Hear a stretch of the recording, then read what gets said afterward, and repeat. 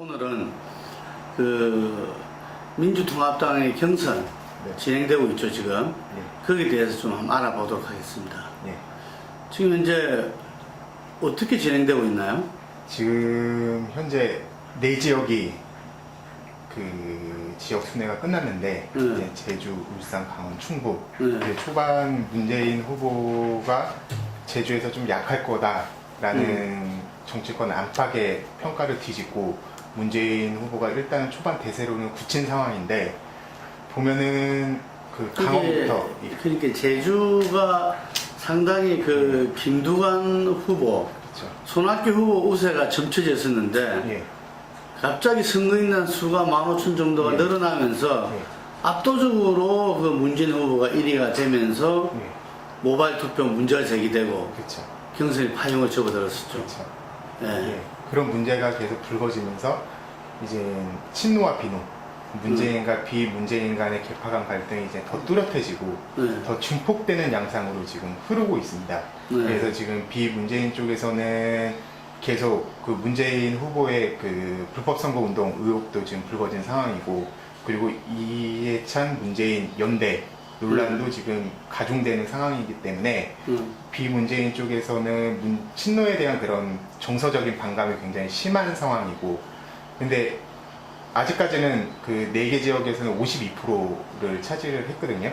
근데 이번 선거 같은 경우에는 50% 싸움이지 않습니까? 그래서 이 승부의 관건이 이제 내일 열리는 정북 경선이 될 것 같고, 그 민주당 그 돌아가는 안팎의 상황을 보면 지금은 굉장히 위기를 맞고 있습니다. 그러니까 한마디로 표현하면 내후외환이죠. 그러니까 당내에서는 개파간 갈등이 좀 증폭이 되고, 그 당 밖에서는 또 박지원 원내대표의 그 검찰 수사, 공천금 비리 의혹 또 새롭게 또 이렇게 제기됐죠. 제기되면서 이제 이해찬, 박지원, 문재인으로 이어지는 그 친노와 이런 문 후보 간의 그런 연골고리, 그거에 대한 그 위기감이 당내에 굉장히 파다한 상황이고, 당 밖에서는 이제 새누리당 같은 경우에는 박근혜 후보가 국민 대통합 행보를 하면서 지금 치고 나가는 상황이고, 그리고 안철수 원장 같은 경우에는 정치적 자맹을 계속 하면서 지금 중도층이나 일부 진보층의 지지층을 흡수하는 상황이고, 이래저래 좀 민주당으로서는 위기인 상황인 것 같습니다. 네, 그렇죠. 그러니까 지금 이제 이 안철수라는 존재 때문에 사실 2부 리그로 지금 평가받고 있는 민주당 경선이 본경선이 시작되면서 뭔가 어떤 그 국민적 감동 드라마를 연출해서 어떤 후보에 대한 국민들이 주목을 높여서 실제로 후보가 선출되고 나서는 컨벤션 효과 등등으로 좀 이렇게 상강 구도로 접어 들어가야 된다 하는 이런 절박한 요구가 있으면서 상당히 그 당에서 신경 많이 썼던 것 같아요. 여러 가지 포맷도 개발하고 뭐 이랬는데 이 제주 경선이 딱 파행으로 접어들면서 아주 뭐 이렇게 심각한 위기를 지금 맞고 있죠. 그렇죠. 그러면서 당권파, 흔히 말해서 이렇게 그 친노 그룹으로 이렇게 대표되는 어떤 당권파와 그 비문인 비주류 간에 있어서 이 선거를 두고서 어쨌든 간에 부정경신 시비도 지금 그 끊임없이 제기되고 있고, 또 박정원 대표에서 또 다른 또 이렇게 그 검찰 수사가 이 되고 있는 안파가 이런 그 이 내홍과 외란의 어떤 위기를 맞고 있다 이렇게 보여지는데, 근데 지금 이제 그 내일 경선이죠. 전북 경선. 맞습니다. 지금까지 현 숫자마다 보다도 더 많은 것 같아요. 거의 10만 정도에 그 가까운 숫자인데, 현재는 그 4위로 맨 마지막으로 달리고 있는 정세균 후보의 어떤 고향이죠. 이 거점 지역인데, 이게서 어떤 그 이변이 일어날 수 있을까? 조금 뭔가 이변이 일어나야 돼요. 지금 현재 그 이 민주통합당 경선은. 그래서 이변이 일어나면서 민주통합당 지금 4위인 정세균 후보가 뭐 치고 올라오든지 어떤 식으로 예측은 어떻게 하고 있나요? 지금 현재 구도로는 뭐 문재인, 손학규, 김두관, 정세균 순인 건 맞는데, 일단 가장 주목해야 될 부분이 이제 손학규 후보 쪽이랑 이제 정세균 후보 쪽입니다. 그래서 손학규 후보나 정세균 후보가 좀 치고 나올 경우에 문재인의 득표율 50%대가 무너질 수도 있는 상황이고, 전북에서 예, 전북에서 무너질 수 있는 상황이고, 그렇게 되면 이제 향후에 이제 인천을 시작으로 광주, 전남, 또 경남 이렇게 이어지기 때문에 그 결선 투표 여부를 판가름하는 분수령 지역이 그 전북이라고 일단은 보여지고, 네. 그래서 지금 각 지역의 그 각 후보들이 지금 전북 지역에 사활을 거는 그런 상황입니다. 그 김능구 대표님께서는 전북 지역의 그 판세 전망 어떻게 하십니까? 지금 그 의원의 어떤 그 분포라든지 이런 걸로 봐가지고는 상당히 그 이 정세균 대표와 그 손학규 대표가 이제 조금 우위를 점하고 있죠. 상대적으로 그 문재인 후보는 뭐 이 현역은 한 명밖에 지금 이제 그 지지하지 않는, 그래서 상당히 그 불리하다. 그래서 뭐 이 누적 그 50%가 중요한 게 아니라 1위를 수성하느냐 문제다.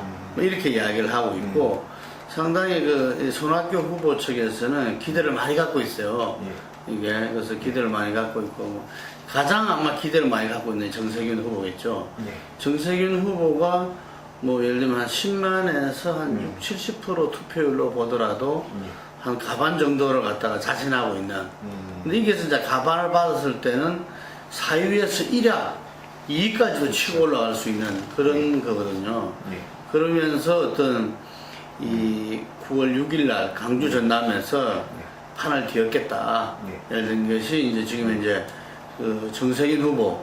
지금 비록 이 4%에 불과하면서 4위를 차지하고 있지만 전북 경선을 기점으로 해서 우리가 그 이 국민적인 어떤 그 혁명을 갖다가 선거혁명을 이룰 수 있다 이렇게 자신하고 있기 때문에 참 예측 불허의 어떤 그거 아니냐. 참고적으로 말씀드리자면은 그 2002년도 국민 경선의 원조로 할 수 있는 당시에 그 대선 경선에서 정동영 후보도 정세균 후보처럼 꼴찌였어요. 당시에. 꼴찌였는데 이 전북 경선에서 2위를 차지하면서 완주의 힘을 얻었던 거거든요. 이게. 그래서 상당히 그런 면에서 또 주목되고, 그 손학규 후보는 그러면 이 여세를 몰아서 1위로 치고 올라갈 수 있느냐. 그리고 50%의 어떤 누적 점유율을 갖다 지킬 수 있다면 아마 좀 경선이 거의 사실 마무리 단계에 접어드는 이런 건데, 하여튼 이런 여러 점에서 바로 내일인데 좀 주목될 만하다 보겠습니다. 예. 그러면 문재인의 그 가반 점유율 이게 흔들릴 수도 있다고? 그럼요. 예, 예. 그 흔들릴 수도 있고, 예를 들면 지금 현재 이 호남에서의 친노는 또 다르거든요. 예를 들면은 물론 이제 강주 전남과 전북이 좀 차이는 있지만, 지금 현재 뭐 이 문재인 후보 측에서 뭐 단 한 명의 국회의원만 행동만 봐도 알 수 있다시피 그 다른 지역과 이 호남 지역은 친노에 대한 입장이 조금씩 다릅니다. 이게 뭐 그런 부분에서 아마 이 정세균 후보의 어떤 선전이 기본적으로 기대되고, 이게 이제 손학규 후보가 1위까지 나갈 수 있느냐 하는 부분들이 아마 이게서, 이게 왜냐하면 전북 경선을 보면은 이 강주 전남 경선 어느 정도 예측이 가능하거든요. 상당히 뭐 이 1라운드 내고 이후에 지금 2라운드라고 이야기할 수 있는 첫 그 전북 경선이 아마 이 분기점이 될 수 있다. 이렇게 보여지고, 지금 어제 서울, 부산 지역의 합동연설에서도 이제 점점 후보 간이 정말 이렇게 토론이 정말 이제 이 전쟁터를 방불케 하는 아주 무시무시한 서로 이 대결 구도로 지금 가고 있거든요. 그러면서 아마 제가 볼 때는 이 화끈한 경선이 또 뒤에 이 후보 선출 뒤에 어떤 이렇게 좀 강력한 어떤 이 화합 결합을 또 가져올 수 있을 것이다. 이래 보기 때문에 싸움은 승부는 화끈해서 좋다. 이렇게 보는 거죠. 대표님께서 지금 이 민주당 경선이 역동성이 없고 감동이 좀 떨어진 경선이었다 이렇게 말씀을 하셨는데, 그 근본적인 원인을 꼽자면 어떤 게 있을까요? 누가 뭐래도 그건 안철수죠. 예를 들면은 이 박근혜와 이렇게 맞설 상대의 대선 주자로서 이미 호남에서도 지금 이제 거의 그 가반 정도가 자기들이 이렇게 이번 대선의 대선 주자로서 안철수를 지지하고 있거든요. 그러니까 이 민주당 외의 인물이잖아요. 이게 민주당 외의 인물을 민주당 지지자들이 더 지지하는 이런 현상이다 보니까 그 민주당 주자들은 외소해 줄 수밖에 없죠. 이게 그렇기 때문에 이 민주당 경선을 가장 이불이유로 좀 쪼그라들게 만드는 게 그 안철수란 부분들이 있고 그렇다 하더라도 어떤 당 내에서 그 후보들 간의 어떤 좀 이 건강한 긴장 관계 이게 그 치열한 서로의 어떤 이 국민의 삶을 놓고 국민의 관심이 끌어들이는 어떤 비전과 공약들 뭐 이런 부분들이 좀 이 활발하게 진행됐어야 되는데 그런 부분에서 국민들의 관심과 주목도에서 오히려 좀 이렇게 멀어지게 돼버렸고 또 국민들 참여를 위해서 완전 국민 경선 오픈 프라이머리를 갖다 크게 슬로건을 걸고 했는데 모바일 경선이 어떤 이 파행으로 이렇게 초기에 사실 그 초기에 일어났던 문제들은 예를 들면 어떤 측면에서는 이 대승적 차원에서 진행하면서 이렇게 할 수도 있었던 문제이기도 한데 이게 그 초기에 파행으로 접어들면서 그 어느 순간 국민들의 관심에서 아예 멀어져 버리는 그런 위기를 맞게 됐다 이렇게 보죠. 지금 민주당 경선이 이제 정책 대결이 없고 그리고 모바일 투표 같은 경우에도 이제 경선 흥행이 좀 안 되고 이런 근본적인 원인을 이제 따라가 보면 그 4.1 총선 이후에 그러니까 4.1 총선 때도 이제 친노의 공천 독시 이 논란이 사실 있었고 그 이후에는 또 이해찬 박지원 단합 논란 그 이후에는 또 이해찬 문재인 단합 논란 계속 이게 불거졌는데 그거에 대해서는 어떻게 보십니까? 단합 논란이 계속 불거지고 있는 이 상황에 대해서는 어떤 측면에서는 지금 이제 그 민주당이 그 상당히 지난 2006년, 7년, 8년, 연이은 선거에서 한나라당이 졌잖아요.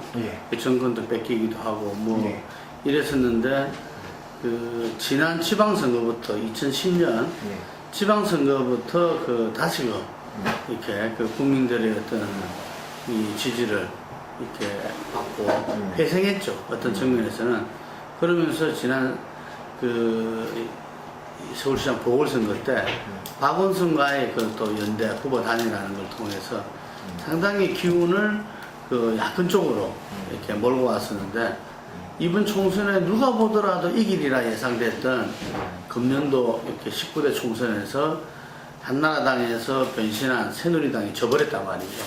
예를 들면 이 지고 났을 때 가장 이 원인이 뭔가 하고 이겨서 어떤 이 위기 극복을 하고 새롭게 국민들한테 수권 정당으로서 이렇게 사랑을 받았어야 되는데 이 과정이 어떤 이 매끄럽게 진행이 안 됐어요. 이 부분이 어떤 그 과정에서 아마 일어났던 게 그 이해찬, 박지원, 뭐 이박현대 단합이냐 뭐 예를 들면은 이런 이야기들이 나오고 거기에서 연장선상에서 문재인 후보 단합까지도 이렇게 그 이야기 나서 어떤 친노가 당권파로서 어떤 전체 선거 구도를 그렇게 이미 획정하고 나간다. 그러니까 이런 부분들이 어떤 지금 이제 국민들은 좀 이렇게 이 민주당의 자기 혁신, 그 기존 정당이 어떤 국민들로 멀어진 부분들에 가감한 어떤 자기 정말 뼈를 깎는 어떤 고통과 변화를 요구했는데 그러지를 못했다는 거죠. 이게 이 집권 여당인 한나라당은 어쨌든 당명도 바꾸고 당헌 당규도 바꾸고 그것이 뭐 진정성 논란도 있지만 경제민주화도 먼저 지금 이제 이 선제 정책 이슈로 내걸고 지금 이러고 있는 거거든요.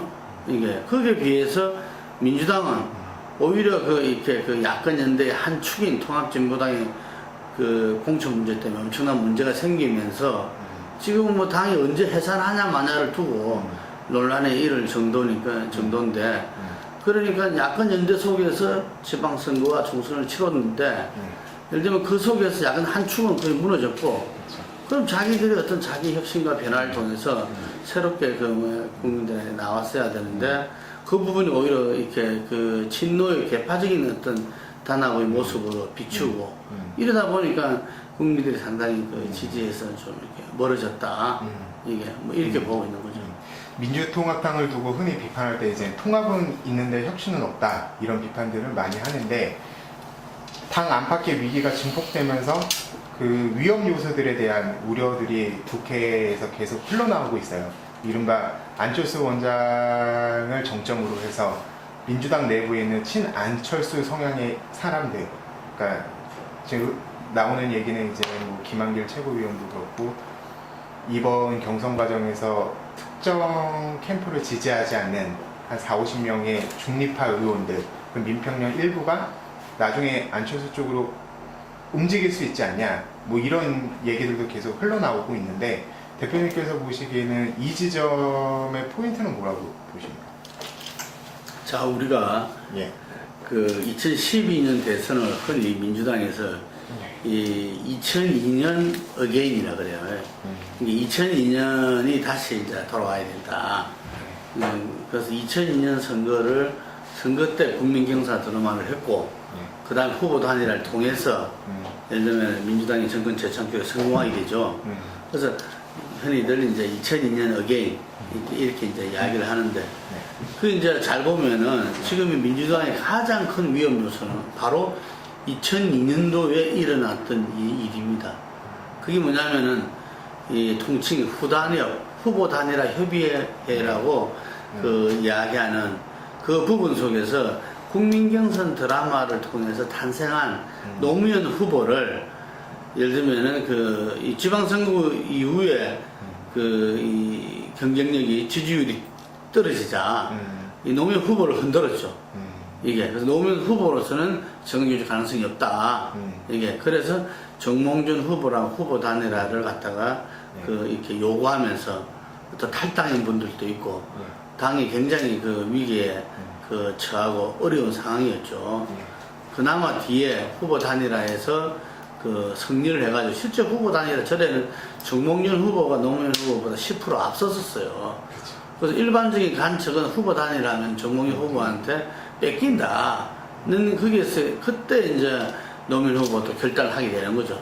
그래서 그 결단의 성부수가 먹히면서 이 지지율이 다시 급등하게 됐던 거거든요. 그런데 지금 이제 민주통합당 같은 경우에 말하자면은 현재의 그 후보들은 예를 들면 문재인 후보도 한 17, 8%까지 갔다 다시 뚝 떨어진 지가 상당히 됐어요. 뭐 나머지 후보들은 뭐 말할 것도 없고, 그런데 이 후보들 중에서 최종적으로 경선을 통해서 이 결선 투표를 뭐 하든 안 하든 후보가 된 분이 예를 들면은 그 대선 어떤 이 후보 다자구도에서 예를 들면은 뭐 한 20%를 치고 못 올라갈 경우에 상당히 어떤 또 당 내부에서 어렵다. 나는 이야기가 나온 거죠. 우리가 정권 교체가 지상 명제인데 최고위선인데 지금 이제 우리 후보로 그게 안 될 때는 이 뭔가 변화를 가져가야 되지 않느냐. 지금 문재인 후보 등등이 다 후보 단일화는 공언하고 있죠. 이게 후보 단일화는 공언하고 있지만 그 강도가 좀 전례 없을 수도 있고 예를 들면 그리고 그 방식조차도 박원순 시장 때의 어떤 이 경선을 했던 이런 모습이 아니라 오히려 이 격차가 벌어졌을 때는 합의에 의한 어떤 후보 단일화를 요구할 수도 있고 지금 민주당 내에서는 아까 우리 최 기자가 이야기한 대로 뭐 한 반에 가깝게 반은 안 되지만 반에 가까운 분들이 이 캠프에 참여를 안 하고 있어요. 후보 캠프에 뭐 그런 부분 의원을 전체 다를 그 뭐야 안철수 이 지지 가능 세력을 분류할 수는 없지만 예. 뭐 가장 좀 보수적으로 보더라도 15번 내지 한 30번 정도를 보고 있다는 이야기죠. 이게 그래서 이분들이 지금 현재 그 민주당 경선의 그 파행의 또 일정 정도 책임 있는 거 아니냐, 방해하고 있는 거 아니냐, 조장하고 있는 거 아니냐 이런 이야기까지 나옵니다. 왜냐하면 민주당이 어지러울수록 안철수에 대한 요구는 더 높아질 거니까. 그래서 그런 이야기도 나오는데 어찌 말하면은 민주당 입장에서는 이런 민주당에서 입장에서 봤을 때 하나 분열 세력, 이 분열 세력 제2 후단협을 통해서 국민 경선을 통해 선출된 후보를 또 흔들는 거 아니냐. 그럴 때 당은 상당히 어려워질 수 있다. 이제 이런 이야기들이 그 제기되고 있는 거죠.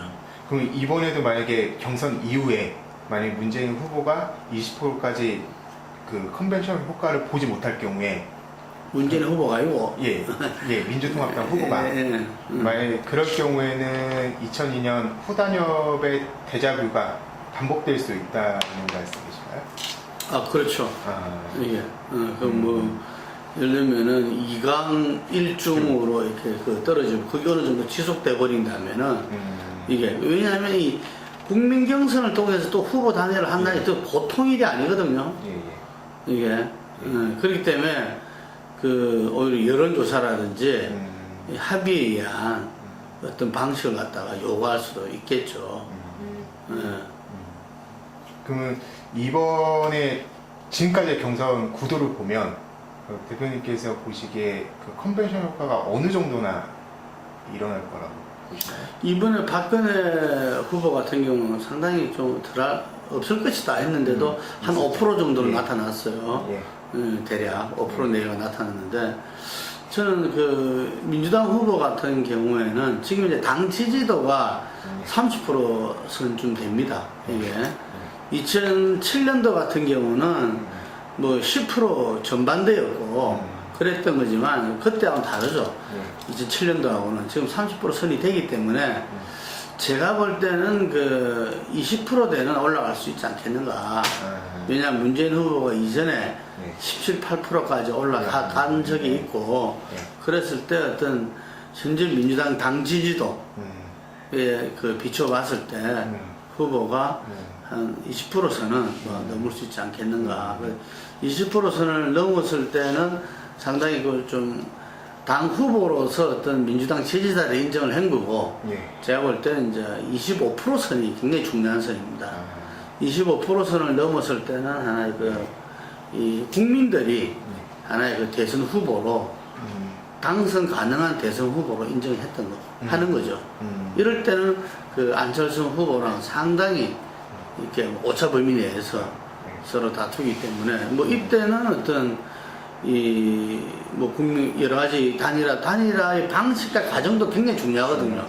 단일화의 결과뿐만 아니라 그 방식과 과정에서 어떻게 지금 이제 야권 전체의 힘을 갖다 결집하느냐, 어느 정도 중도 세력을 갖다가 모아낼 수 있느냐, 이런 부분 상당히 중요하다고 봐야죠. 그 민주통합당 경선이 끝난 이후에 만약에 20%나 25%까지 올라갈 경우 이제 안철수 원장과 어느 정도는 대등한 입장에서 이제 후보 단일화 논의가 시작이 될 텐데 그 지점에 있어서 대표님께서 보시기에 그 관전 포인트가 있다면 안철수 원장과 민주통합당 대선 후보 간에 어떻게 보십니까? 지금 국회에서는 뭐 단일화 방식을 가지고 당 지도부가 만들고 있다, 아니면 친노 캠프에서 만들고 있다, 뭐 이런 얘기들이 나오고는 있는데 조만간 이제 본격적으로 이제 그런 얘기들이 수면 위로 올라오지 않겠습니까? 뭐 지금 단일화 방식에서 뭐 예를 들면 가설 정당, 그 다음에 뭐 통합 신당, 뭐 여러 가지 그 이야기가 나오는데 지금 민주당 경선이 진행되고 후보가 선출되는 과정만큼 예를 들면 이제 그 안철수 원장 측도 제가 지난 대선 진단 시간에 이야기했지만 기본 결정은 끝났어요. 이 대선 출마에 대한. 그래서 이제는 어떻게 할 것인가를 고민하고 있다고 봐야 되는데 그 어떻게란 부분들을 9월 중에 좀 풀어나갈 수밖에 없을 것이다.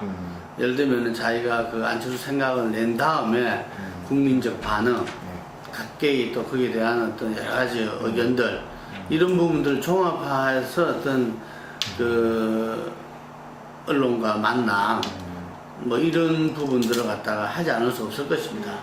그래서 말 자체의 어떤 출마 선언 자체는 조금 시간이 뭐 지금 대체로 예상하는 게 그 예를 들면은 9월 23일입니까?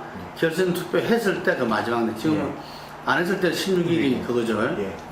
거기에서 출석이 이제 9월 말이니까 그 사이에 이루어질 것이다 라고 이야기를 해요. 근데 그 전에라도 일정 정도 그런 이 안철수 생각이 나간 이후에 여러 가지 국민과의 만남, 전문가의 만남을 통하는 어떤 종합적인 어떤 본인의 이 판단들을 갖다가 좀 나누는 자리는 분명히 있을 것입니다.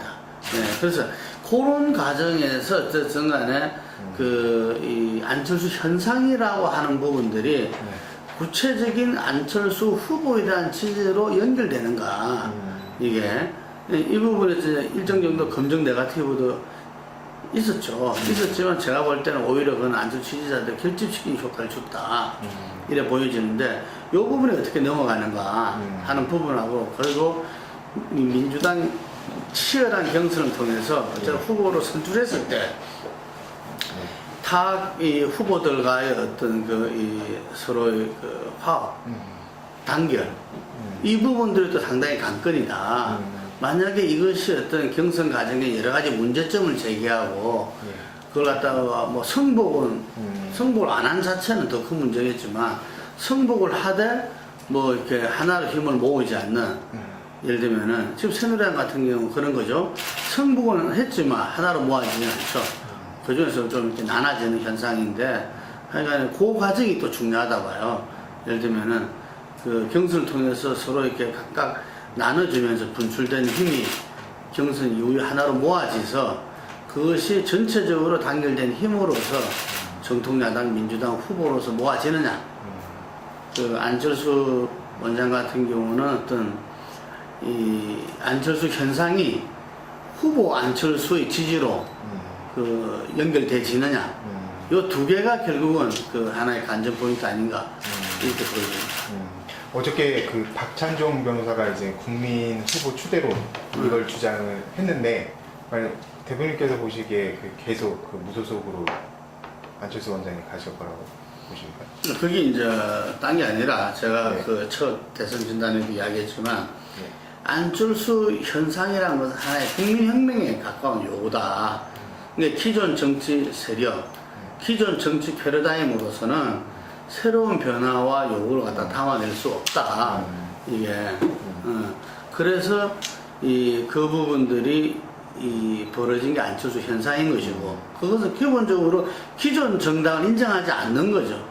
새로운 어떤 정당, 새로운 정치를 요구하는 거거든요. 그래서 그 부분을 정치인 안철수, 후보 안철수는 안철수 현상을 받아서 오는 거잖아요. 이게. 그렇기 때문에 그 사람의 기본 방향은 기존 정당과는 다른 방향이라는 이야기죠. 이게. 그렇지만 그 속에서 어떤 이 대선이라는 또 정권교체라는 걸 두고서 민주당과는 얼마든지 서로 협력하고 연대하고 함께 나갈 수는 있다고 봐요. 그것이 기본 방향은 아니라는 이야기죠. 기본 방향은 아니다. 예, 대선을 두고서 어떤 서로 간에 이렇게 벌일 수 있는 이런 거지. 그래서 그런 점을 지적했다고 봅니다. 지금 또 국민들이 많이 관심을 갖는 게 이제 후보 단일화 방식이거든요. 첫 번째로 여론조사 방식이 있을 수 있겠고, 두 번째는 이제 선거인단, 세 번째는 이제 박원순 단일화 방식, 그래서 333 여론조사랑 선거인단을 이제 배심원단을 가미한. 그러니까 어떤 방식으로 하는 게 야권의 지지층 가장 결집시킬 수 있다고 보시나요? 아니 그건 이제 그 당시에 지금 이번에 봤지만 어떤 완전 국민 경선은 모바일 경선이라는 게 여러 가지 문제도 나올 수 있거든요. 그렇지 않습니까? 그렇기 때문에 이 절대성은 없는 거죠, 본래 제도에서. 근데 이것이 이제 당시의 어떤 국민적 상황, 그리고 이제 각 후보들의 어떤 지지율들, 이렇게 그리고 이 안철수가 과연 정치 세력화를 했느냐 안 했느냐, 말하면 당대당의 어떤 단일화냐, 뭐 이런 여러 가지 변수를 종합해서 이 국민 경선으로 가든지 박원순 식으로 가든지 여론조사로 가든지 뭐 이렇게 결정되지 않을까 이렇게 싶어요. 또 많은 분들이 궁금해하는 게 이제 민주통합당 후보가 누가 될지는 모르겠지만 이제 그 후보랑 안철수 원장이랑 이제 연대를 했을 때 과연 어느 후보가 최적의 조합이냐라는 부분도 굉장히 관심사거든요. 왜냐하면 문재인 안철수 조합이냐 아니면 손학규 안철수 또 김두관 안철수 또 뭐 정세균 안철수 뭐 이런데 근데 그 조합은 그 말하자면은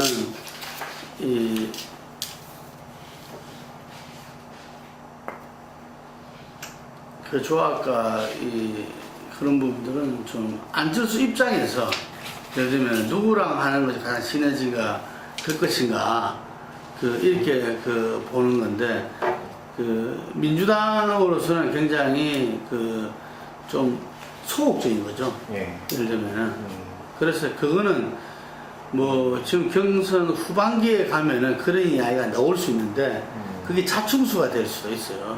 예를 들면 내가 이 안철수 원장과 했을 때 이 연대 효과, 시너지 효과가 제일 크다.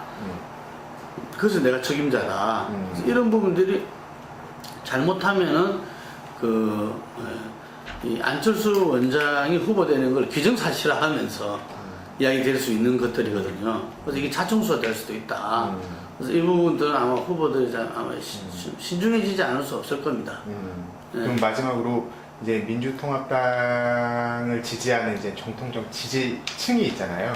이제 그분들은 항상 민주통합당을 보면 이제 수권정당화의 모습을 보여주지 못해서 아쉬움을 많이 갖고 있는데 대표님께서 보시기에 민주통합당이 정권 교체를 할 수 있는 그런 수권정당화를 갖추기 위한 그런 전제 조건들이 있다면 무엇이 있는지 마지막으로 말씀해 주시고. 이제 고전에 아까 지금 대선 가도에 민주당에 있어서 위험 요소로서 아까 이야기한 2002년 어게인으로 봤을 때 그런 좀 당의 어떤 분열, 뭐 제2의 부단협이랄까 이런 부분들을 갖다가 들 수 있다고 제가 그랬잖아요. 근데 이제 그거하고 아까도 얘기했지만 안철수 원장이라는 새로운 안철수 현상을 반영하는 세력과는 언제든지 서로 협의하고 연대하고 또 뭐 공동정부라든지 이런 부분도 얼마든지 가능한 겁니다. 그거 하는 거 하고 후단협라는 부분들하고는 이렇게 구분되셔야 된다. 이 점을 갖다가 이제 당에 있는 사람들이 걱정하고 있는 거죠. 얼마든지 연대하고 서로 해나갈 수 있는데 그걸 당을 흔들면서 하지 마라 이런 이야기예요. 말하자면은 그거와 다 연결되는 문제인데 두 번째의 어떤 위험 요소라고 볼 수 있는 것이 통합진보당과의 관계입니다.